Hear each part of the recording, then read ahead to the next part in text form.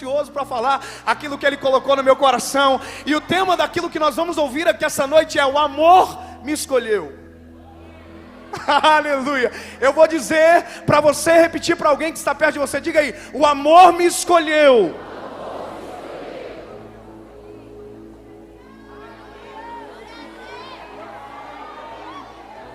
Só quem sabe o quão ruim é se emociona com uma frase dessa.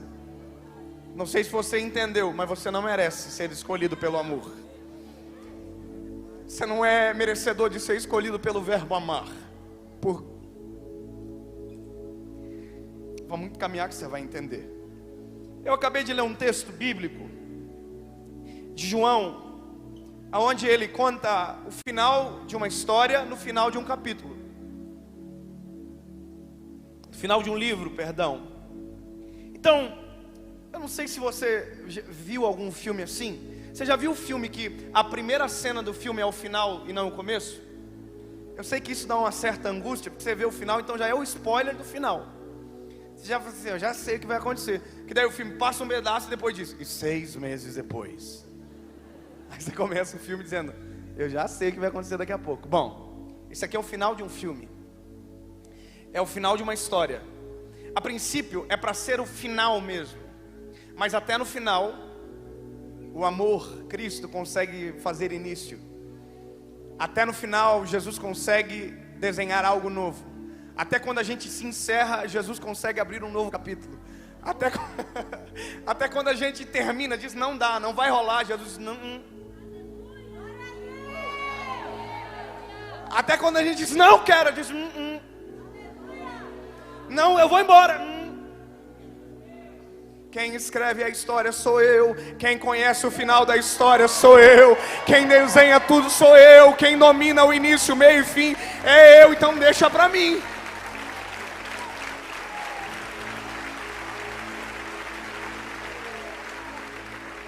Isso é o final de uma história. Só que essa história não começou de maneira triste. Essa história começou de maneira triunfante. Eu li um texto que Pedro, para você entender, está voltando a pescar. Pedro está voltando a ser quem ele era antes. Pedro está desistindo de algo que Jesus havia comissionado ele para fazer e ser. Pedro, devido às circunstâncias que ele visualiza, ele chega à conclusão que o melhor a se fazer é desistir. Aquilo que Pedro vê, diz para ele o seguinte: olha, não vai dar certo aquilo que foi prometido no início da tua história. Não vai acontecer aquilo que foi prometido para você ao longo da caminhada, porque acabou. Veja, quem te comissionou foi embora.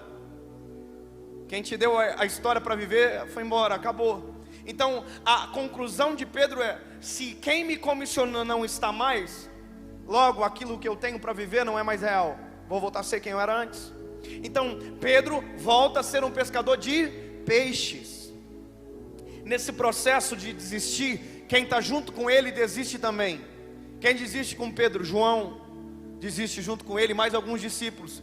Isso me diz uma coisa: quando eu desisto, quem se espelha em mim cai porque eu caí, desiste porque eu caí, abandona porque eu abandonei, sofre porque eu estou sofrendo. Não tem como viver sozinho em um mundo tão plural como nós vivemos. Nós temos pessoas, por mais talvez que você pensa que é irrelevante, sempre vai ter alguém olhando para você dizendo: eu me espelho nessa pessoa.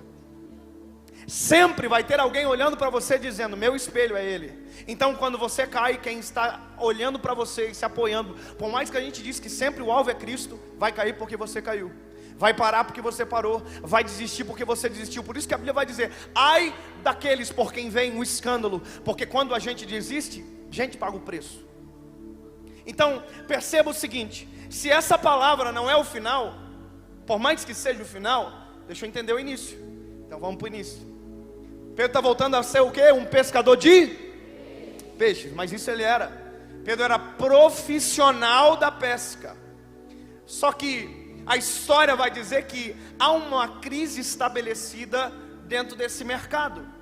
A princípio a ideia é entender que ninguém está meio que pescando absolutamente nada. Ok? E no meio dessa vida, no meio dessa realidade, dessa história, um homem surge em Nazaré. Aleluia. No meio de toda essa trajetória, um homem começa a caminhar por Nazaré. O nome dele é Jesus. Esse homem tem as melhores pregações, esse homem tem tudo o que é de melhor. Por mais que Isaías vai dizer, olhando para ele, não há beleza para que o desejássemos, mas o mais lindo dele não é aquilo que está fora, é aquilo que ele fala, é aquilo que ele é aquilo que ele conta, é aquilo que acontece quando ele chega. Jesus era o homem mais famoso da época, e ele ainda é o homem mais famoso da história. Só que a diferença dos famosos de agora para ele é que quando ele chega é diferente de quando o outro famoso se apresenta. Se chegar um famoso aqui agora, a gente é crente, mas a gente não sabe disfarçar. A gente fica tudo bobo, a gente faz, oh meu Deus do céu. Agora, quando ele chegava, não era só esse sentimento que gerava. Onde ele chegava, quem estava doente era curado, quem estava endemoniado era liberto. Ele mudava a vida das pessoas.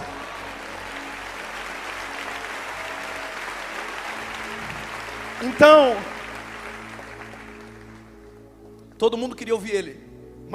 Você imagina, pastor Flavinho, eu consigo fazer esse exercício de imaginar o que era ver Jesus pregando particularmente assim. Irmão, você imagina eu que sou chorão, eu ia morrer de desidratação no primeiro dia de mensagem dele. No primeiro seminário, que é o da montanha, eu já ia estar assim. Multiplica a lágrima, Jesus, multiplica que está acabando. Porque você imagina, você olhava, Jesus, o autor e o consumador da nossa fé. E a gente nem sabia que ele ia morrer ainda. E já estava assim, oh. Imagina, tudo assim, meu, ele é tão incrível, né? Você viu? Porque todo mundo tinha coisa incrível para contar dele. Até os fariseus. Até os fariseus, para murmurar, tinha que falar o que ele fazia de incrível, porque não fazia parte do pacote. Tudo que ele fazia era incrível. Ele fez um negócio no sábado. O que ele fez? Ele curou. Ai. Mas ele foi no sábado. O que ele fez no sábado? Ele curou.